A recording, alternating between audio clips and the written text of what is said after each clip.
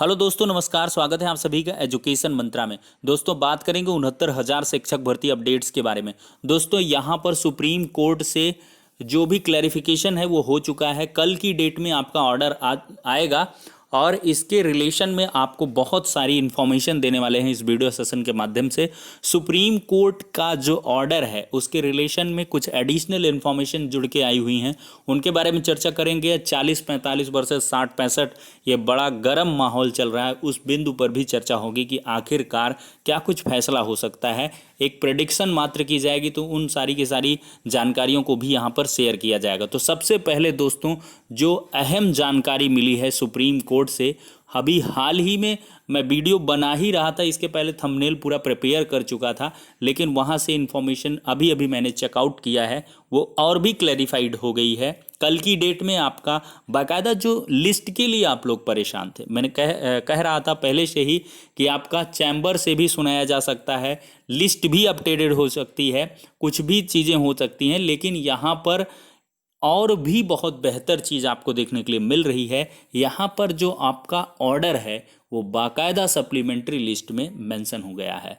आपको पहले ही कहा गया था सप्लीमेंट्री लिस्ट अपडेटेड होगी, तो वो फाइनली अपडेटेड हो चुकी है। एक अहम जानकारी यहाँ पर मिल रही है, आप लोग पहले देख लें। यहाँ पर देख लें दोस्तों, ये जो है court number 3 hearing through video conferencing honourable justice Uday Umesh Lalit ji, Vineet Saran ji और रविंद्र भट्ट जी की ट्रिपल बेंच है। और यहाँ पर सप्लीमेंट्री लिस्ट में अगर देखें तो ऑर्डर में सॉरी, यहाँ पे मैं गलत कॉज लिस्ट उठा लिया, पिछली वाली है। जी हाँ दोस्तों, वो पहले की कॉज लिस्ट आ चुकी थी, तो अब ये है updated, finally updated. Justice Uday Umesh Lalit ji, Vineet Saran जी, रविंद्र भट्ट जी की बेंच में यहाँ पर देख लीजिए 150N1 है SLP नंबर 6841 राम शरण मौर्य एंड अनदर्स, ये versus state of Uttar Pradesh. देख सकते हैं फॉर जजमेंट, मोटा मोटा लिखा है। देख लें इस झलक के लिए आप लोग कितना परेशान थे। बढ़िया से इसको स्क्रीन पे मैं दिखा दूं, फॉर जजमेंट्स लिखा हुआ है।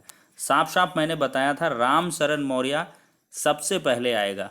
राम शरण मौर्य यहाँ पे लीडिंग है, और इसके बाद का जो कारवां है उसको दिखाते चले।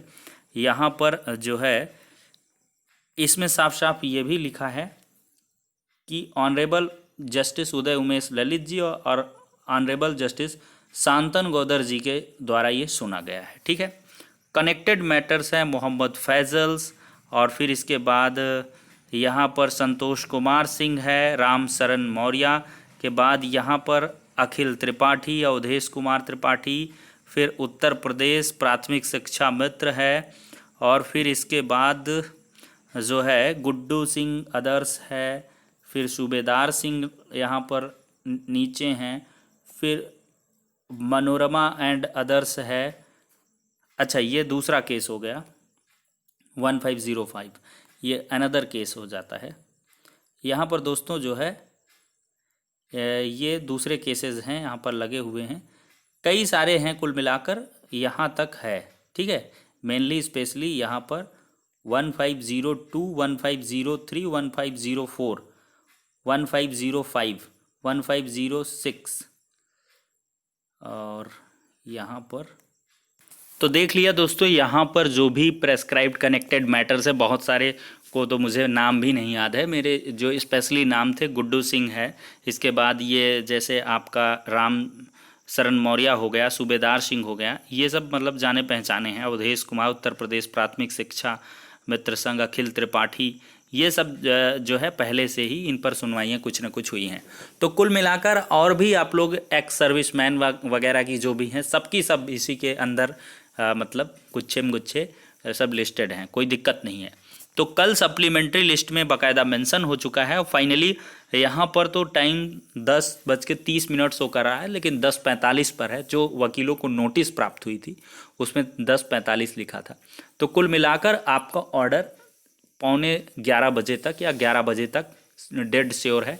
मुझे लगता है फर्स्ट ऑफ ऑल ऑर्डर ही जैसा आप सुनवाएंगे, जब आएंगे तो उनके द्वारा ऑर्डर ही सुनाया जाएगा। तो इसमें जजमेंट बाई साफ साफ लिखा है, नोट जजमेंट बाई उदय उमेश ललित जी के द्वारा ये जजमेंट सुनाया जाएगा। ठीक है दोस्तों, तो कुल मिलाकर एक बड़ी खबर है, बड़ी खुशखबरी है, क्लैरिफिकेशन हो चुका है। आप लोग जिसके लिए परेशान है, रात भर नींद ना आती बहुतों को कि यार अभी लिस्ट तो आई नहीं, उसमें तो मेंशन हुआ नहीं, अब हो गया भाई, फ्री माइंड से सो लेना। अब क्या है कि फाइनली क्या कुछ ऑर्डर आएगा। देखिए दोस्तों, यहाँ पर बहुत सारी पोस्ट वायरल हो रही हैं कि 40-45 पर आ रहा है, बाकी बची जो 37,339 सीटें हैं उनमें 40-45 लग के होगा, और जो बच जाएंगे उनमें 60-65 का होगा। बहुत सारे के द्वारा ये कहा जा रहा है कि 60-65 पर आ रहा है, शिक्षा मित्रों को अगले भर्तियों में मौका मिलने वाला है। कुछ के द्वारा कहे जाने वाला है कि नहीं, पूरा 40-45 पे आ रहा है, दोनों चयन सूची रद्द हो रही। तो इसके लिए बिल्कुल भी परेशान ना हो दोस्तों, बेफजूल की बातें हैं, जितने कयास लगाएंगे उतने ज़्यादा परेशान होंगे। क्योंकि कोई भी व्यक्ति है, अगर वो 60-65 पर बेनिफिटेड है तो वो अपने आप को 60-65 वाला बताएगा और 60-65 पर ऑर्डर बताएगा। जो 40-45 वाला है कतई नहीं कहेगा कि 60-65 पर आएगा, वो कहेगा कि फाइनली एपेक्स कोर्ट से जजमेंट आएगा, और कोई ऐसा जजमेंट नहीं आएगा जो कि आपको असंतुष्ट करे। और बिल्कुल मैं ये मानता हूँ कि सुप्रीम कोर्ट से जो जजमेंट आएगा वो फर्स्ट ऑफ ऑल यूनिक रहेगा, एक अपने आप में अलग सा जजमेंट होगा। और उस जजमेंट के आधार पर, चूंकि बहुत सारे जजमेंट हमेशा अनादिकाल तक उस जजमेंट के उदाहरण को देते हुए बहुत सारी ऐसी भर्तियों में अगर ऐसे केसेस आते हैं तो उसके लिए नज़ीर बनेगा। तो अवश्य ही इसी वजह से इसमें इतना ज़्यादा समय लगा है कि आखिरकार क्वालिफाइंग मार्क्स जो हैं वो डिसाइडेड हुए हैं एग्ज़ाम होने के बाद में। तो क्या कुछ जजमेंट दिया जाना चाहिए ऐसी सूरत में, जब सिंगल बेंच से जीत मिली थी 40-45 को, डिवीज़न बेंच ने सुप्रीम कोर्ट के आदेश आने के पहले जो डिवीज़न बेंच का आदेश आया उसने कई सारे सुप्रीम कोर्ट के आदेश को अपने आप में समाहित करते हुए डिवीज़न बेंच के आदेश को डिलीवर किया। फिर इसके बाद आप देखें तो रिजल्ट आना, फिर एडिशनल सॉलिसिटर जनरल और एजी महाधिवक्ता, कई सारे टॉप मोस्ट सीनियर एडवोकेट की बहस, शिक्षा मित्रों ने एक तरफ से लंबी फहरिस्त खड़ी की थी एडवोकेट्स की, कहीं ना कहीं उनके बड़े बड़े आर्गूमेंट्स, और इसके बाद जैसे 60-65 के पक्षधर हरीश साल्वे जैसे एडवोकेट उसमें प्रेजेंट हुए थे, तो कई सारे के वी विश्वनाथन जैसे एडवोकेट रहे हैं।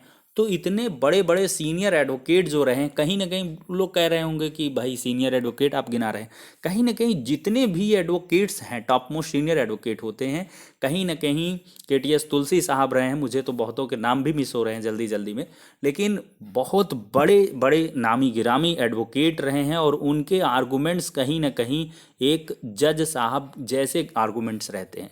क्योंकि बहुत सारे जो सीनियर होते हैं वो जज नहीं बनते हैं और सीनियर एडवोकेट ही रहते हैं और वो बहस करते हैं। तो ऐसे में सबको यहाँ पर नज़र में रखते हुए ही जजमेंट को प्रिपेयर किया गया है, इसी वजह से इसमें बहुत ज़्यादा समय लगा है। और जहाँ तक मुझे कहना है कि जजमेंट के बारे में प्रेडिक्शन लगाना कहीं ना कहीं गलत भी होता है, ख़राब भी है भाई। कोई भी जजमेंट है वो ढका हुआ है, किसी को कुछ भी नहीं मालूम है कि आखिरकार क्या कुछ होने वाला है।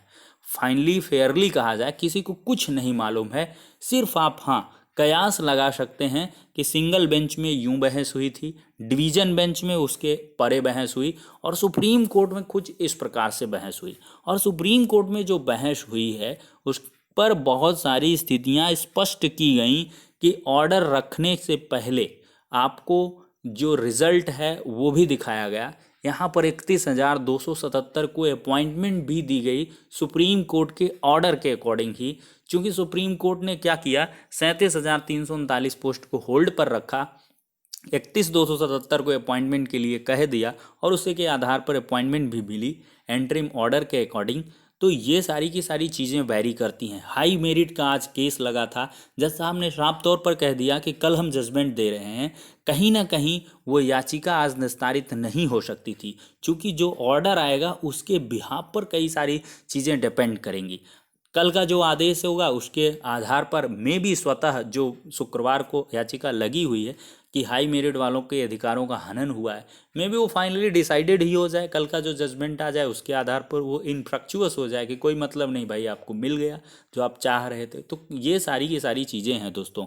लेकिन यहाँ पर किसी भी पक्ष को मैं कहूँगा बिल्कुल परेशान नहीं होना है, क्योंकि यहाँ पर किसी एक पक्ष को तो हार मिलेगी और कोई एक पक्ष जीतेगा। और कभी कभी ऐसा भी होता है कि किसी भी पक्ष को कुछ भी नहीं मिलता है, एक अलग प्रकार का जजमेंट होता है। तो इस प्रकार की भी चीज़ें देखने के लिए मिलती हैं। उत्तर कुंजी जैसे मामले नज़ीर हैं, जिसमें बहुत सारी ऐसी चीज़ें हैपेंड हुई हैं, जिसमें कि ये था कितने नंबर कॉमन, ये वो ऐसे वैसे, एक ही नंबर कॉमन मिला। कहीं पर 14 क्वेश्चन को मतलब डिलीट करके रिजल्ट जारी करने की बात थी। कई सारे प्रेडिक्शन लगते रहे डिवीजन बेंच में ये होगा, मात्र एक नंबर का चेंजेस हुआ। तो बहुत सारी ऐसी चीज़ें होती हैं दोस्तों, तो उसके लिए बिल्कुल भी परेशान ना हो और योग्यता के पक्ष में जजमेंट आएगा। फाइनली मैं कहूँगा कि जो भी जजमेंट आएगा अभ्यर्थियों को निराश नहीं करेगा। जो भी जजमेंट रहेगा वो योग्यता के पक्ष में रहेगा। क्योंकि एक बात मत भूलिएगा, हरीश साल्वे जी का स्टेटमेंट था कि यहाँ पर जो डिस्कशन हो रहा है 40, 45, 60, 65 को तो आप हटा ही दीजिए। यहाँ पर मेन जो है मुद्दा वो 6 से 14 वर्ष के बच्चों की शिक्षा से जुड़ा हुआ मुद्दा है। उसको तो कोई ध्यान ही नहीं दे रहा और उनको फाइनली यहाँ पर रख के देखना होगा कि क्या कुछ यथोचित है, न्यायोचित है। तो उसको ध्यान में रख के ही जजमेंट आएगा।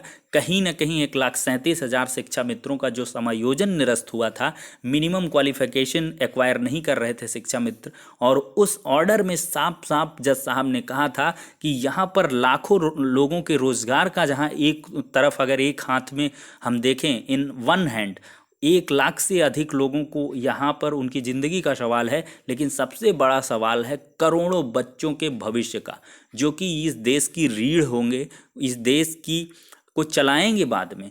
तो उन करोड़ों बच्चों के भविष्य को ध्यान में रखते हुए जो जजमेंट दिया गया था, उसमें कहीं ना कहीं योग्यता के साथ समझौता किया गया था।